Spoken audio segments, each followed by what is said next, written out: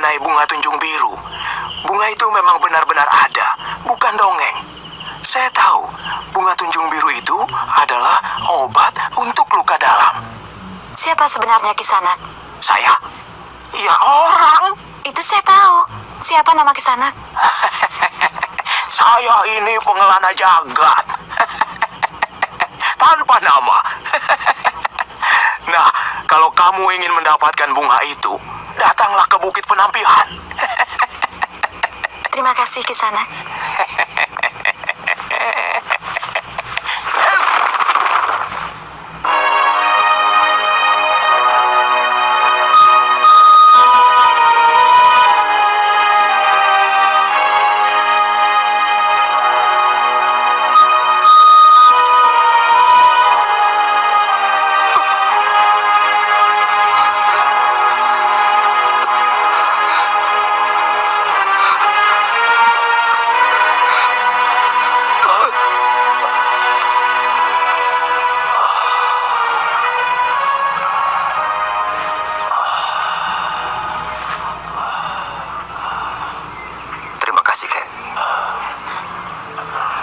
Mudah-mudahan saya tidak kehabisan tenaga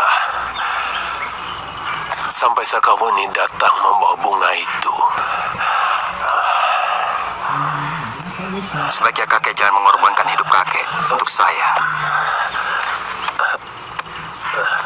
Karena kakek akan menderita luka dalam kalau terlampau sering menyalurkan tenaga pada saya.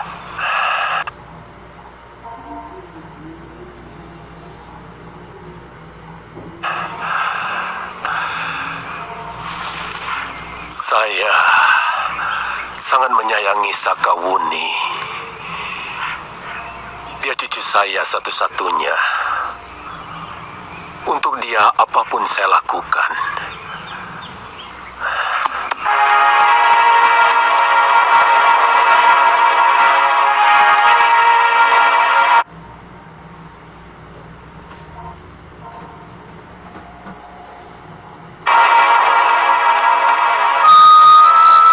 Kisanak, di mana Bukit Penampihan? Bukit Penampihan? Iya. Kenapa Kisanak? Jarang orang yang berani pergi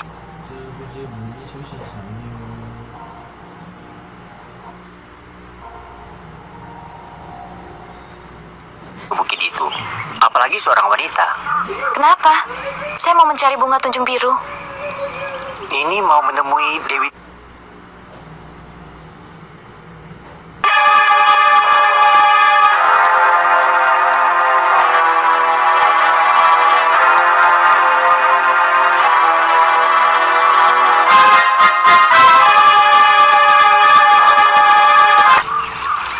Karena bunga adalah lambang keindahan. Tapi, kenapa guru juga mengajar kita dengan ilmu kanuragan yang selalu mengarah pada kerusakan? Kadang-kadang, saya bingung memikirkan itu. Keindahan hanya bisa lestari kalau dijaga. Dan tanpa ilmu kanuragan, penjagaan akan menjadi sangat rapuh. Pada dasarnya guru mengingatkan kita bahwa keindahan yang kita miliki merupakan suatu kekuatan sekaligus kelemahan kita. Maksudmu? Kita bisa menaklukkan dengan mudah lelaki sekuat apapun dengan senyum kita. Kita bisa menundukkan lelaki sekaya apapun dengan kecantikan kita. Tetapi kecantikan juga membuat seorang wanita bisa terbunuh oleh lelaki yang berniat di kecantikannya dengan paksa. Itu kenapa guru menganjurkan kita belajar ilmu bela diri.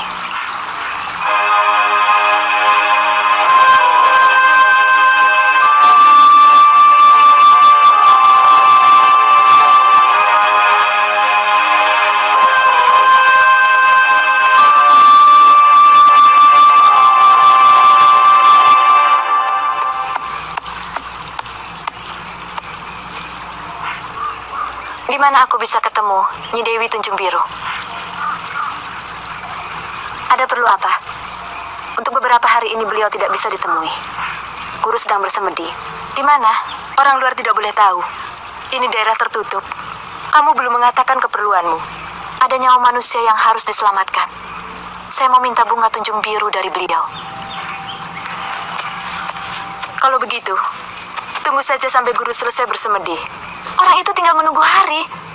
Berapa lama lagi gurumu menyelesaikan semedinya?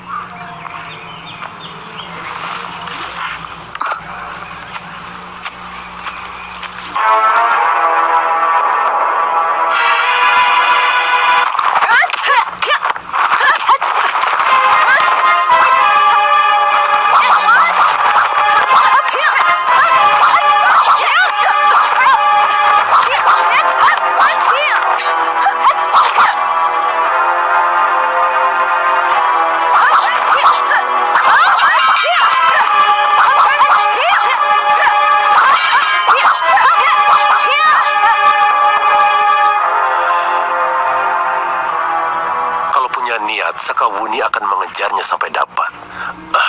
Meskipun nyawa taruhannya. Watak itu juga yang menyebabkan dia bertahun-tahun berkelana mencari orang yang sudah membuat ibu dan dirinya sendiri menderita.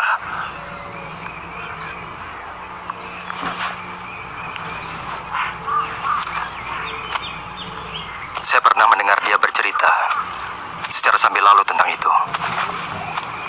Bagaimana cerita sebenarnya?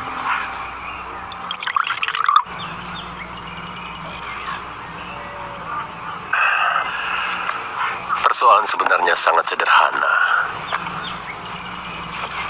Barangkali hanya perbedaan pandangan antara kejujuran orang gunung dengan orang kota yang cenderung menyepelekan segala persoalan. Ada rombongan dari kota raja! Ada rombongan dari kota raja! Kedatangan rombongan bangsawan dari pusat kerajaan ke sebuah desa kecil benar-benar sebuah keajaiban. Seolah-olah dewa-dewa yang sedang turun ke bumi.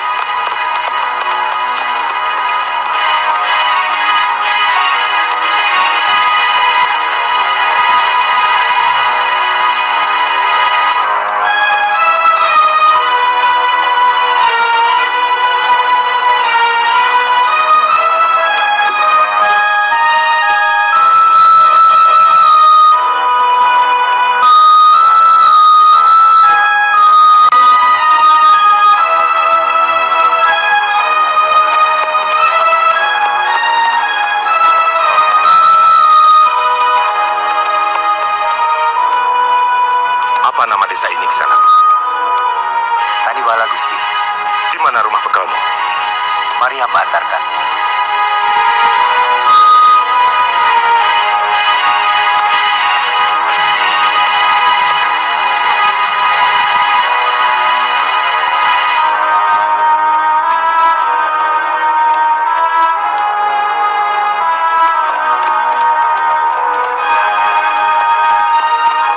Kula nuwun.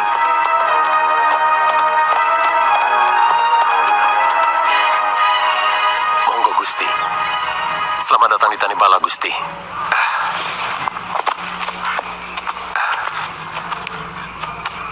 Kami ditugaskan Gusti Prabu Kertanegara untuk menjajah desa Melangkori, melihat dari dekat keadaan rakyat Singosari. Terima kasih Gusti sudi mampir ke dusun kami. Oh iya, saya Kebo Nabrang, dan ini Dinda Banyak Kapuk. Dan yang lainnya, prajurit Singosari yang sangat dibanggakan.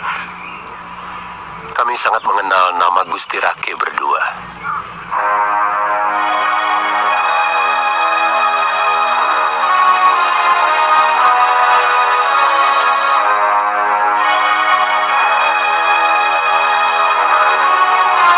Silakan.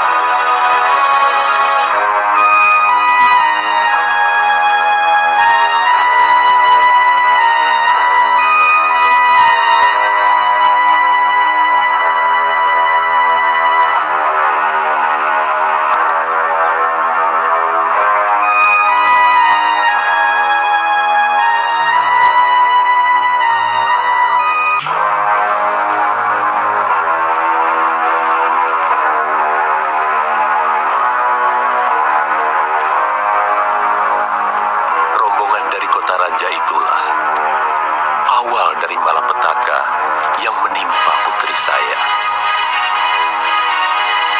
Sebagai orang gunung, dia benar-benar terkagum-kagum pada para priagung itu, terutama Raden Banyak Kapuk. Semula saya sendiri mengira bahwa Raden Banyak Kapuk itu tertarik pada putri saya.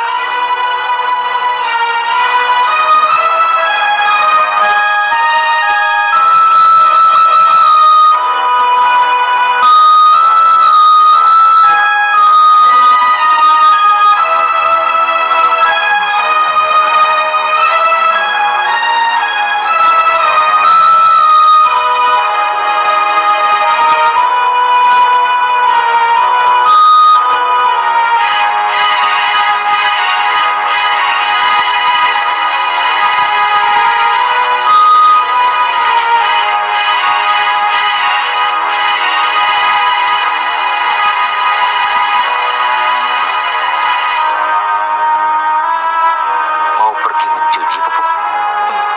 Iya, Gusti. Di sungai. Sungainya jauh dari sini. Tidak terlalu. Kebetulan, aku juga mau mencuci pakaian gantiku. Tidak usah, Gusti.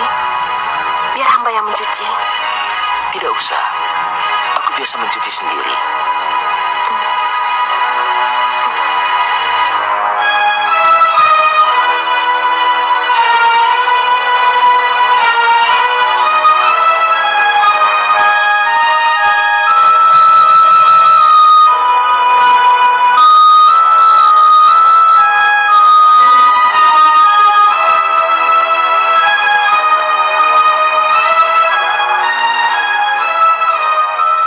Siapa yang tidak bangga dicintai oleh seorang senopati Singasari yang kondang? Saya pun bangga dan mengharapkan Raden Banyak Kapuk benar-benar terpikat pada anak saya. Sampai akhirnya, kenyataan pahit itu tiba-tiba tersodor di mata saya. Ketika rombongan dari kota raja itu meninggalkan Tanibala.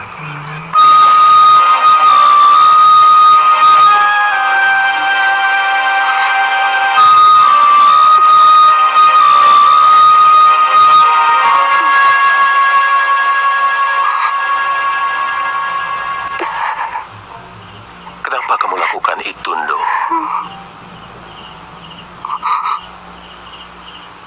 Padahal belum ada tali perkawinan. Ampun, Ayah. Kami sudah saling menyinta.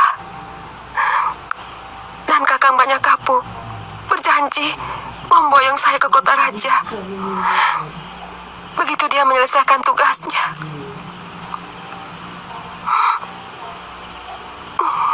Kamu tahu betapa lemahnya kedudukan seorang wanita dalam persoalan seperti itu. Kamu tidak bisa menuntut ataupun memaksa Gusti Banyak Kapuk untuk mengawinimu. Ampun, Ayah. Saya memang bodoh. Saya percaya pada janji Kakang Banyak Kapuk. Bukankah janji seorang kesatria itu bisa dipercaya? Biasanya seorang lelaki sangat mudah menebar janji. Ketika dia menginginkan sesuatu,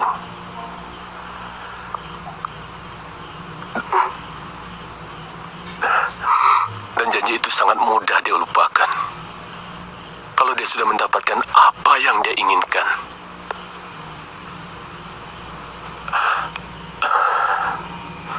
Tapi mudah-mudahan Gusti Banyak Kapuk tidak seperti itu. Ayu Pupuh kemudian hamil, dan Gusti Banyak Kapuk tidak kunjung muncul. Ya, sangat mudah ditebak.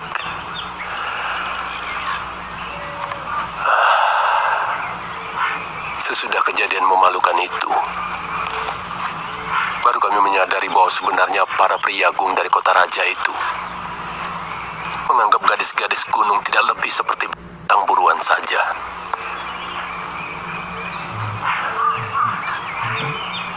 Bagi mereka bercinta dengan gadis kampung seperti melepas hajat biasa. Sementara dengan pandangan yang jujur, gadis desa merasa bangga dicintai oleh seorang priagung. Padahal ternyata omong kosong semua. Bagaimana selanjutnya? Ayu Pupu dikucilkan dari pergaulan orang-orang Tanibala. Karena aib itu, saya menyerahkan kedudukan saya sebagai bekal. Saya malu. Sebagai kepala desa tidak mampu memberikan contoh yang baik kepada warga. Sampai akhirnya anak yang dikandung Pupu lahir dengan selamat. Seorang gadis yang cantik. Dan saya beri nama Sakawuni. Ayu Pupu kemudian meninggal? Tidak.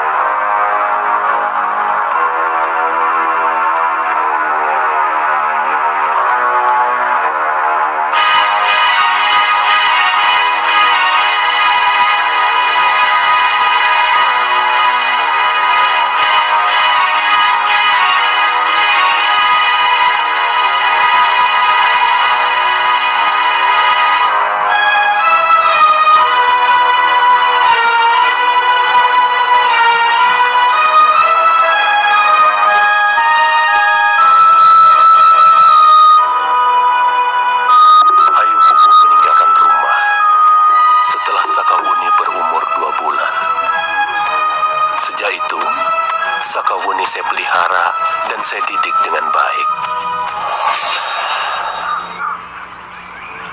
Tapi saya menyesal telah menceritakan dengan sebenarnya tentang ibunya.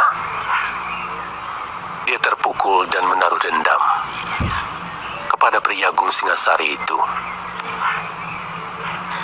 Sejak mendengar cerita saya, Sakawuni menjadi sangat benci kepada apapun yang berbau Singasari. Iya, setiap bicara masalah Singosari, seluruh tubuhnya seolah diselimuti oleh dendam. Sebenarnya tidak boleh begitu. Karena yang mengecewakan ibunya hanya satu dari sekian banyak Priyagung Singasari. Tapi dia selalu mengatakan bahwa semua Priyagung Singasari harus bertanggung jawab atas nasib buruk yang menimpa ibunya.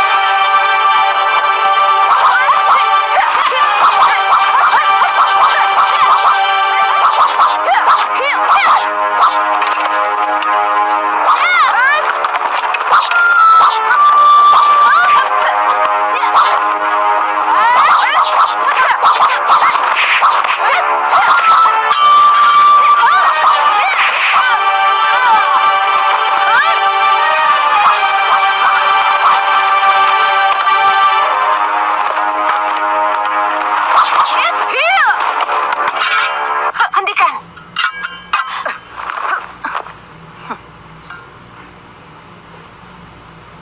Tidak pantas berkelahi di pertapaanku. Ampun, Sang Dewi.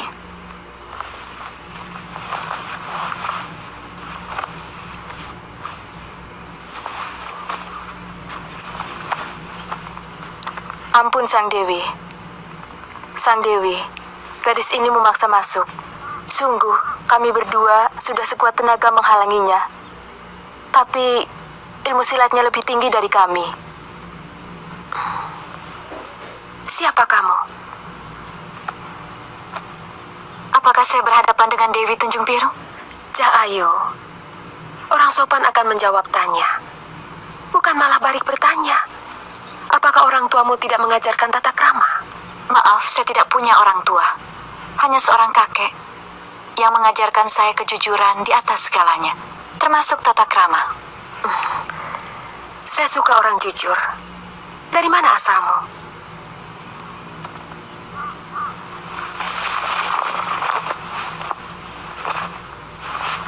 Saya dari desa Tanibala, di lereng Gunung Bromo. Nama saya Sakawuni.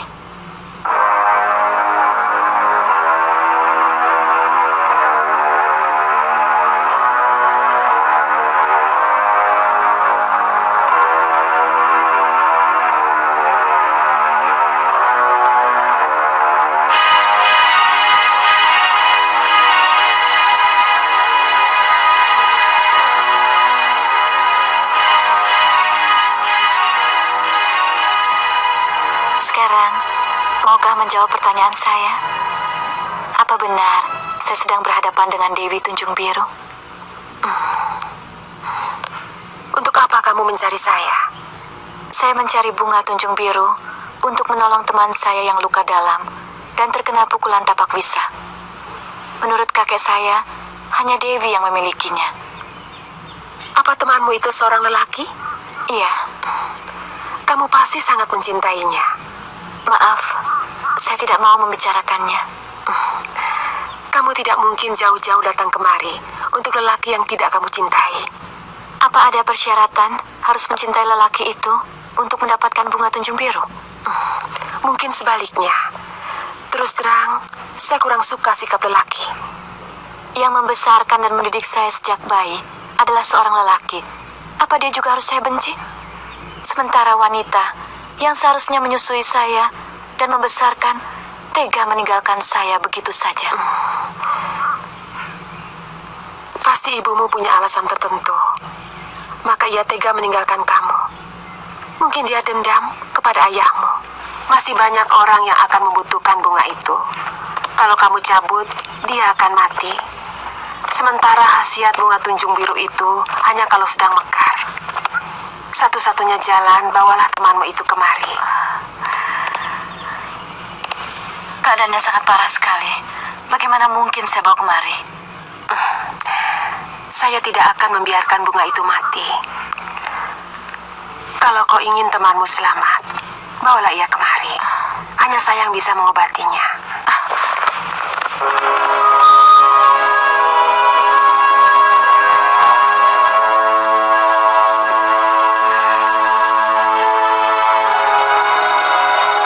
Kamu sudah besar dan cantik. Oni. Apa dia perlu tahu bahwa saya ibunya?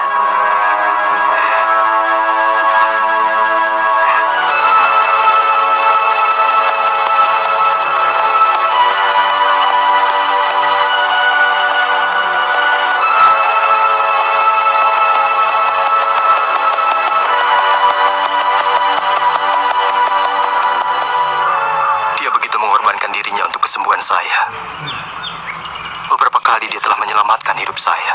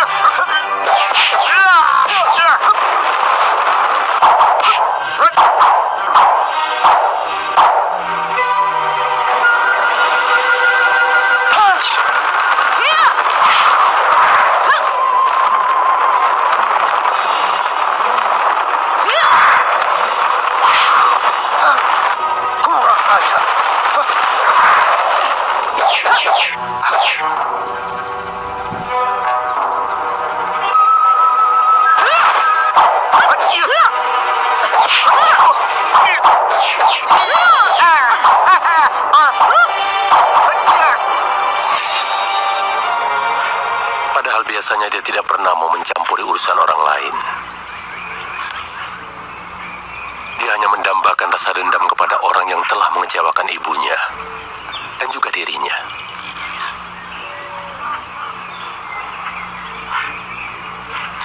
Saya terlalu banyak berhutang budi padanya.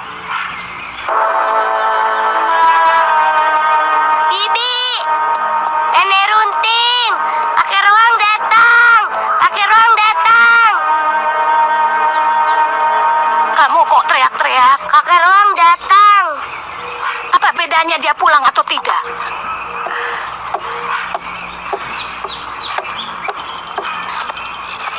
Panji, mana kakek Ruang? Itu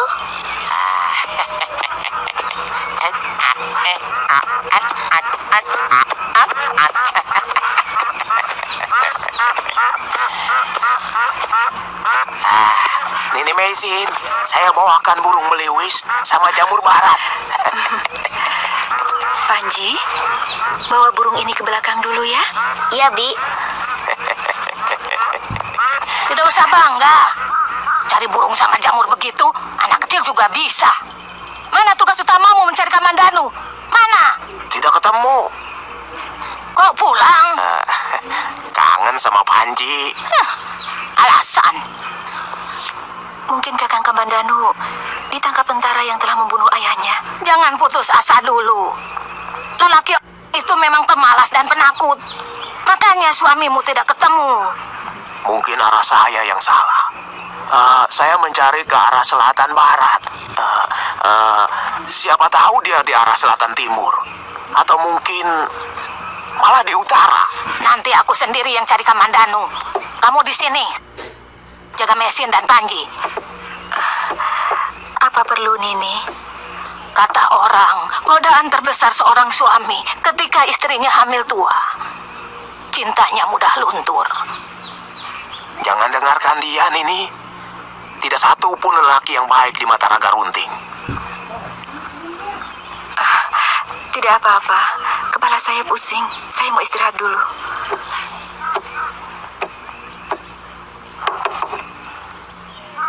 Mestinya kamu jangan bicara seperti itu kepada Nini Mesin. Pikirannya jadi semakin sedih. Dan pikiran seperti itu kurang baik untuk perkembangan anaknya.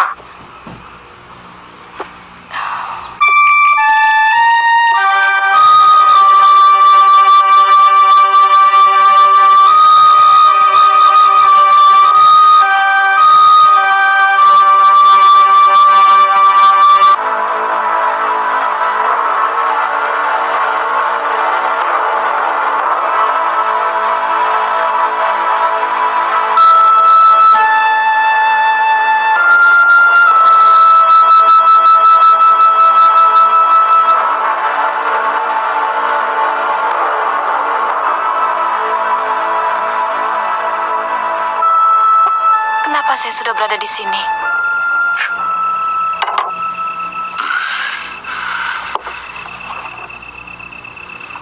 Makan dulu, Wuni.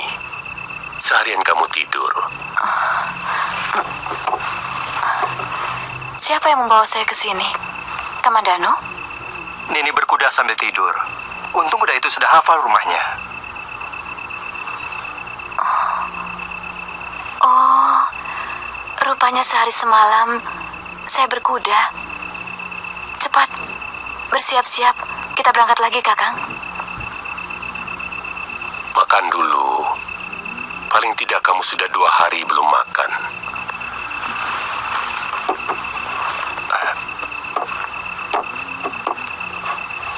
Apa kamu sudah menemukan bunga tunjung biru?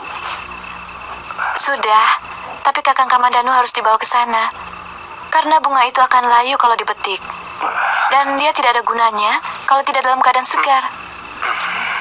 Di mana kamu temukan bunga itu? Di Bukit Penampihan. Jauh sekali. Apa Kamandanu bisa bertahan naik kuda sejauh itu? Kakang harus bisa kalau mau sembuh. Mudah-mudahan saya bisa bertahan. Agak membahayakan, Kamandanu. Luka di dadamu masih parah. Tenaga ketika kamu membuat keseimbangan saat berkuda akan membuat ketegangan pada urat-urat darahmu. Dan itu akan membahayakan. Saya akan selalu menjaganya, Kek.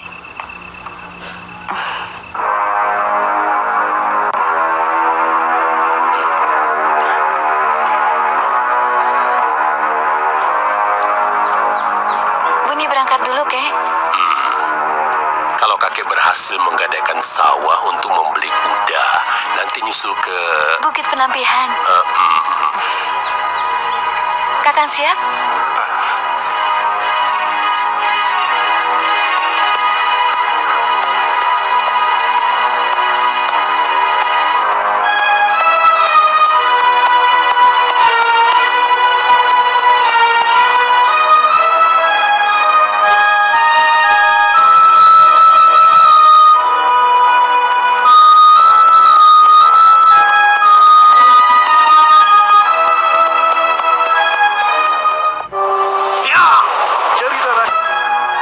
Maaf, Guru. Kenapa Guru tidak langsung saja mengatakan kepadanya bahwa dia putri Guru? Ada perasaan malu yang seolah-olah mengunci lidahku untuk mengatakannya. Kenapa harus malu? Aku telah menelantarkannya.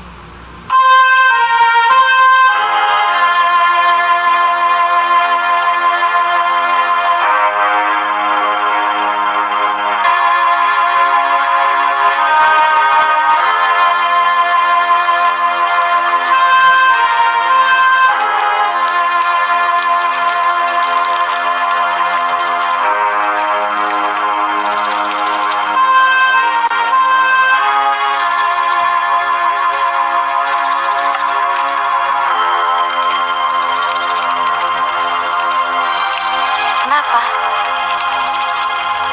Saya sedang berpikir, apakah saya mampu membalas kebaikanmu? Hutang budiku kepadamu sudah hampir seluas samudra.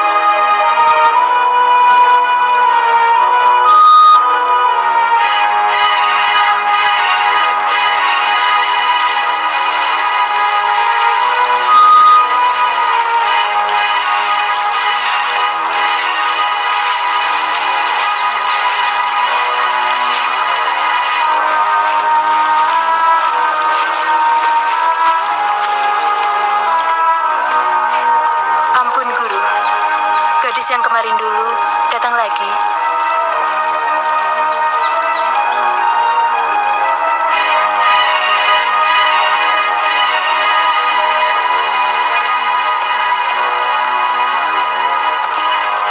Sakawuni, Kita sudah sampai, Kakang. Syukurlah, kalau masih sehari lagi berjalan, mungkin tulang-tulangku akan rontok.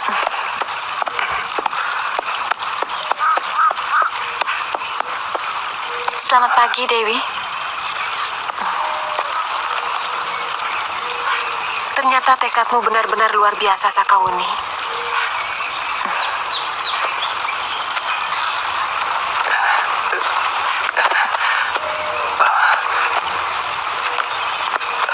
Bawa dia masuk.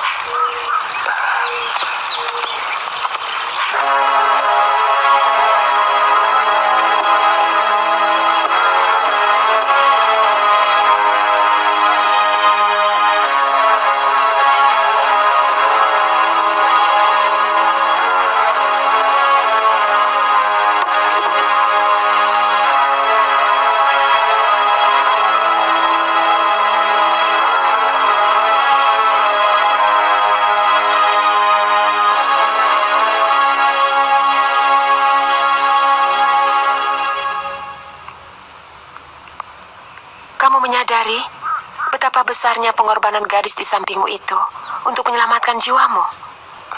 Tentu Dewi. Bahkan beberapa kali saya telah berutang nyawa kepadanya.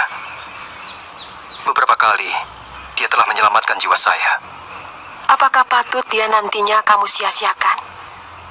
Saya tidak mengerti maksud Dewi. Lelaki biasanya lebih mementingkan dirinya sendiri. Kalau ada wanita yang dengan tulus memberikan perhatian kepadanya, dia akan menganggap bahwa wanita itu tergila-gila kepadanya. Lalu dengan tega, dia berbuat seenaknya, bahkan menyia-nyiakan wanita yang baik hati itu. Maaf Dewi, apa hubungan pertanyaan Dewi dengan penyembuhan Kakang Kamandanu? Saya pantang menolong lelaki yang nantinya akan mengecewakan dan menyakiti hati wanita. Lebih baik dia tetap menderita seperti itu. Mana mungkin saya bisa mengecewakan orang yang telah menolong saya. Kamu mau bersumpah? Saya seorang pendekar. Semua ucapan saya adalah sumpah. Kelihatannya dia anak yang jujur. Sinar matanya lurus. Saya tidak mau Sakawuni akan mengalami kekecewaan seperti yang kualami. Bagaimana Dewi? Baring di situ. Saya akan memeriksa lukamu.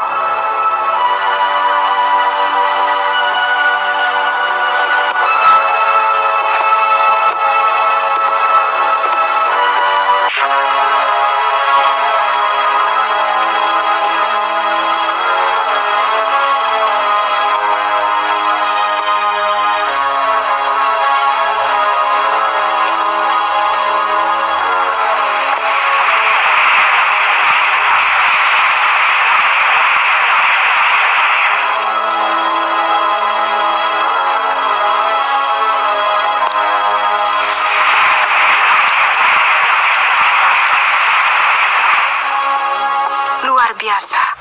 Selama beberapa hari, dia hidup dari saluran tenaga orang lain. Benar, kakek saya yang melakukannya. Sangat berbahaya. Dia bisa mati kehabisan tenaga. Tapi sampai kami berangkat, kakek tampak sehat-sehat saja. Lukanya cukup parah.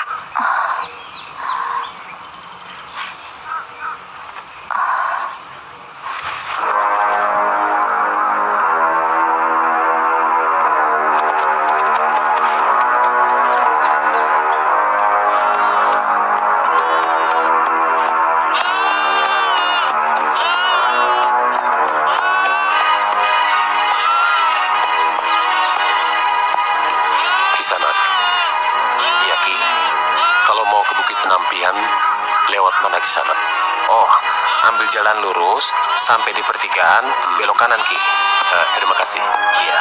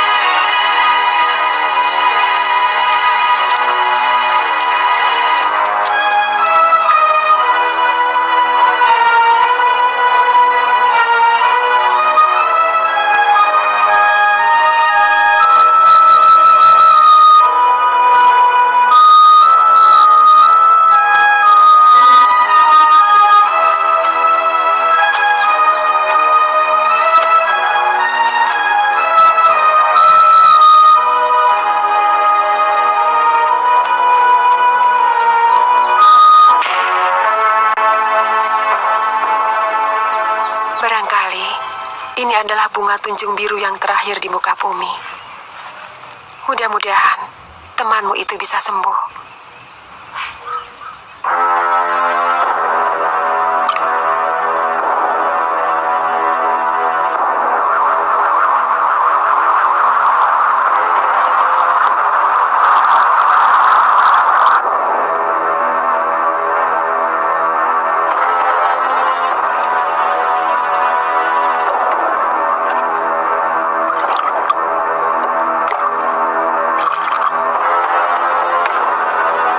Bawa baskom itu.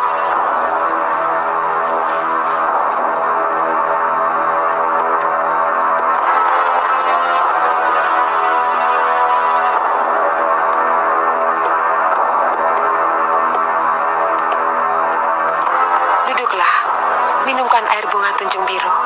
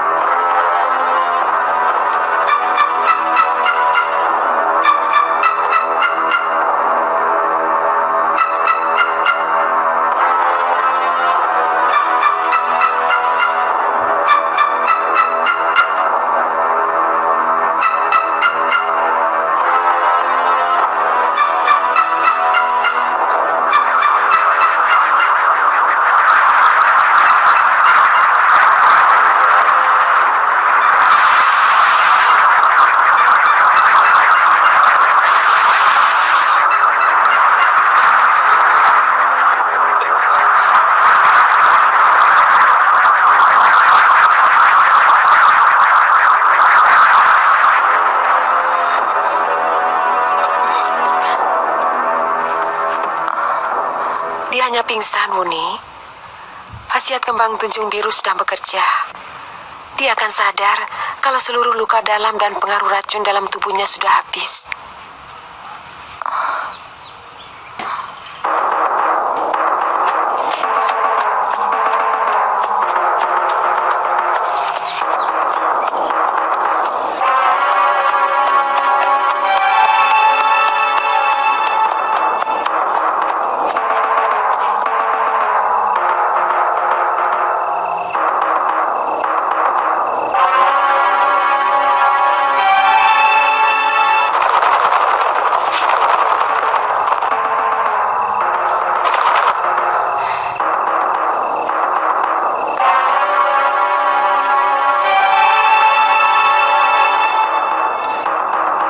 Jangan tinggalkan dia.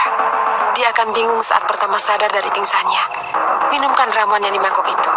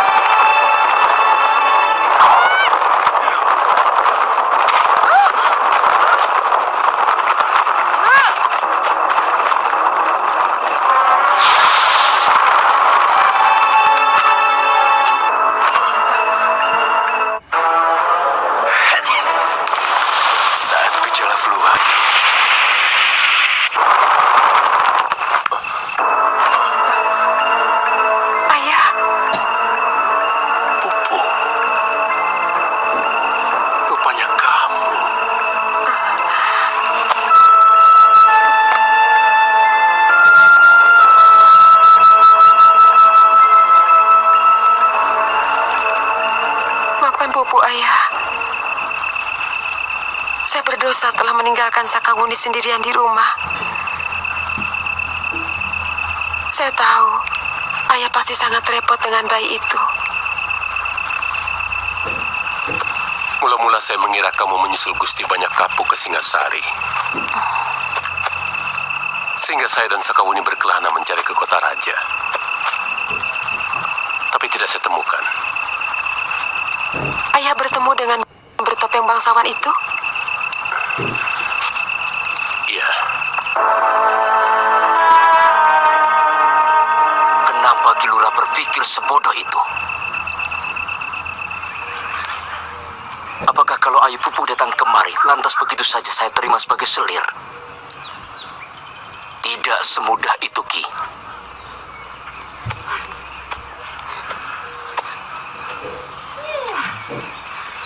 Tapi Ayu Pupu telah melahirkan anak tuan. Makan hati kedua geng.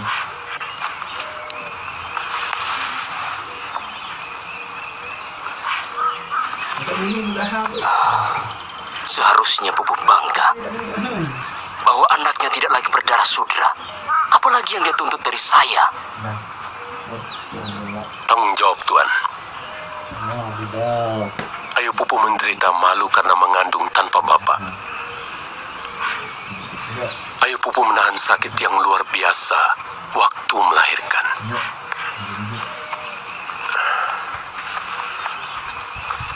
Walaupun anak yang dikandung Ayu Pupu berdarah kesatria, sekian lama Ayu Pupu terayun-ayun oleh janji Tuhan untuk mengawininya.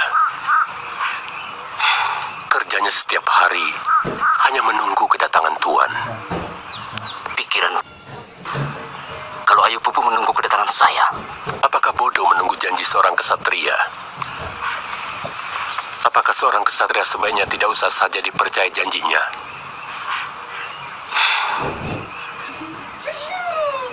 Maaf, Kilura. Saya masih ada urusan penting menghadap Gusti Prabu.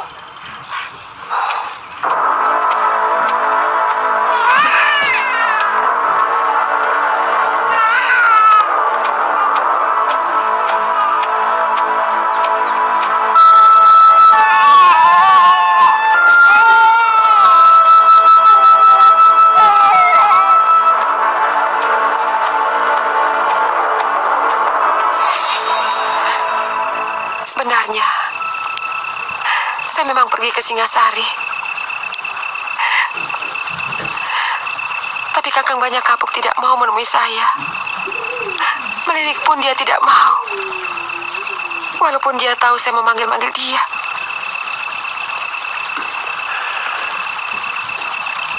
Kenapa kamu tidak segera pulang? Saya marah pada Kakang Banyak Kapuk. Saya putus asa. Saya berniat mengakhiri hidup yang seolah-olah memusuhi saya. Di sebuah jurang yang cukup terjal, saya melompat dengan harapan tubuh saya ditelan bebatuan. Tapi ternyata Dewata masih menghendaki saya tetap hidup. Seorang tabib dan pendekar wanita yang sudah sepuh menyelamatkan saya. Bahkan saya diangkat menjadi muridnya. Wanita tua itu bernama Nyai Congcorang. Saya diajari ilmu pengobatan dan memberi saya bibit bunga tunjung biru. Kisahmu begitu panjang dan berliku. Saya menempati rumah guru saya setelah beliau meninggal. Sejak itu, saya ganti nama saya menjadi Dewi Tunjung Biru. Saya sangat menyayangi gadis-gadis yang disakiti kaum lelaki. Banyak gadis-gadis yang putus asa saya tampung di tempat ini.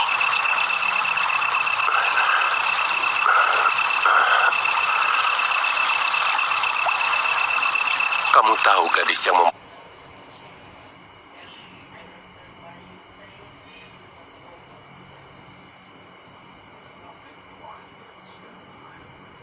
kepadamu itu adalah anakmu. Sejak pertama dia datang dan mengatakan bahwa dia berasal dari Tanibala, saya seperti melihat diri saya ada dalam sinar matanya. Saya merasakan ada sorotan dendam. Apalagi ketika dia menyebut sebagai cucu ayah. Cantik sekali dia.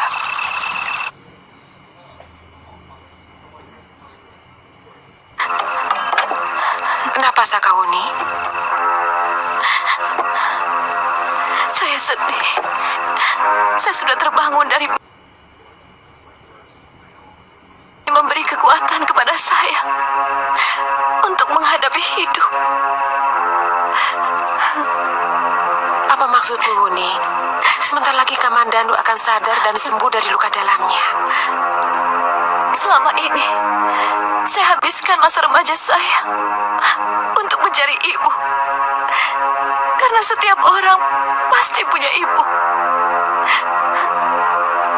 Tapi ternyata, saya bukan dilahirkan oleh seorang ibu. Tapi saya lahir dari sebuah batu yang tidak punya perasaan. Apakah seorang ibu namanya yang tega meninggalkan anaknya tanpa air susunya? Apakah seorang ibu namanya yang lebih mengutamakan mengejar kekasihnya daripada menimang anaknya?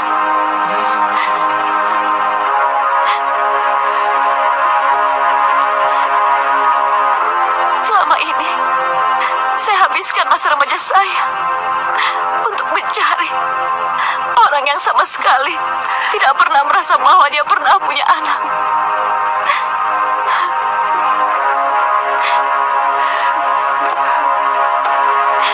Saya benar-benar menyesal melakukan itu semua. Kalau saja saya mampu memutar waktu, hari-hari saya akan saya penuhi dengan mengutuk ibu yang telah melahirkan saya dan menelantarkan saya. Cukup, anakku. Ibu akui semua kesalahan itu. Semua itu ibu lakukan bukan untuk kepentingan ibu sendiri.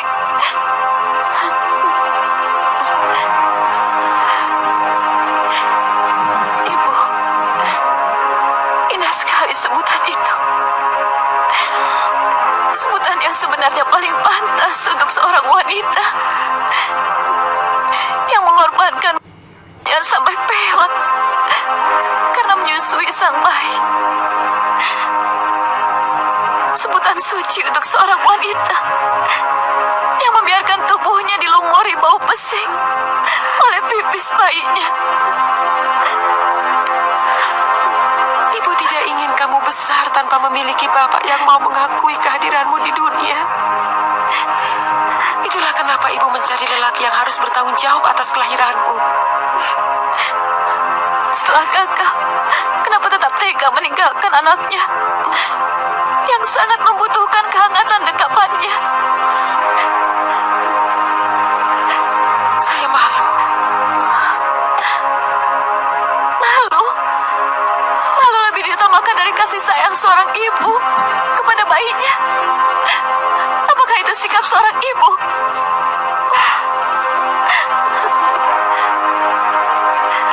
Kucing saja rela mencuri ikan untuk memberi makan kepada anak-anak.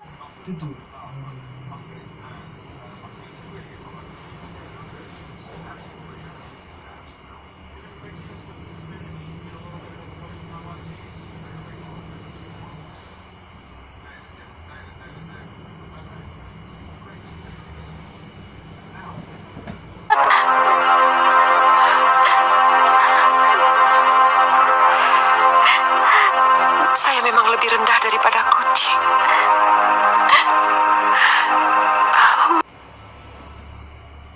Di kehamilan pertamaku, pertanyaan tentang si kecil hingga soal nutrisi, aku percayakan pada ahlinya. Laktamil dengan Adik Plus, tumbuh kembang optimal si kecil.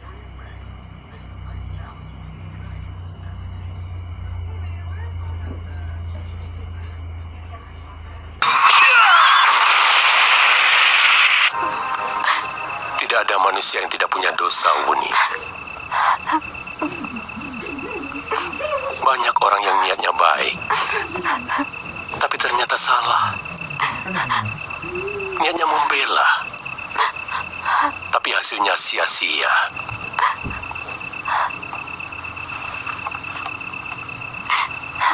Semua itu karena manusia sangat sulit untuk melawan nafsu dan dendam yang ada dalam dirinya.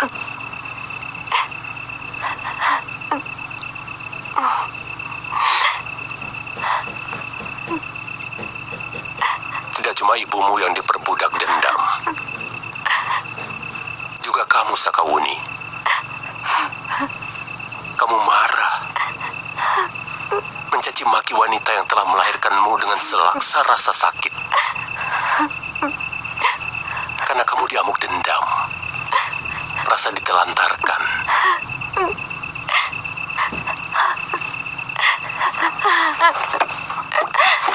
Kakek.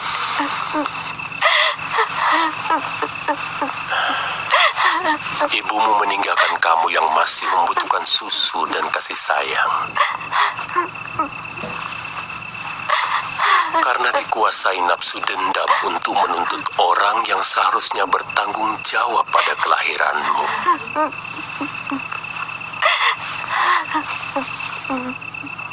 Nasibmu dan juga nasibnya sendiri,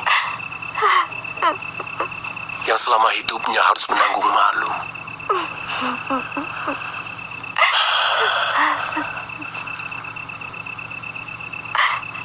Karena manusia adalah tempatnya kealpaan dan kesalahan, Wuni.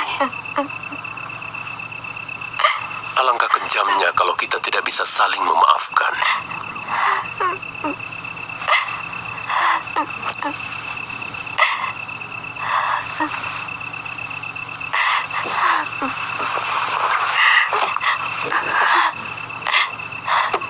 Ibu.